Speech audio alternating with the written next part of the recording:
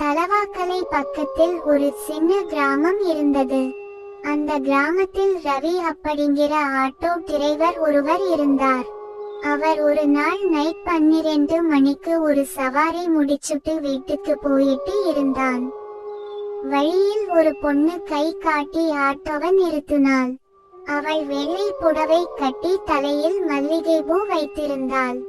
அண்ணா bus ஸ்டாண்டுக்கு போகணும்னு சொன்னாள். ரவி ஆட்டோவில் ஏத்திக்கிட்டான். அந்த பெண் பேசவே இல்ல. அந்த மீட்டர் மட்டும் ஓடிக்கிட்டு இருந்தது. பின் பஸ் ஸ்டாண்ட் வந்ததும் ரவி திரும்பி பார்த்தான். பின் சீட் காலியாக இருந்தது. மீட்டர் 0க்கு வந்தது. ஆனா சீட் முழுக்க மல்லிகை பூ விழுந்து கிடந்தது.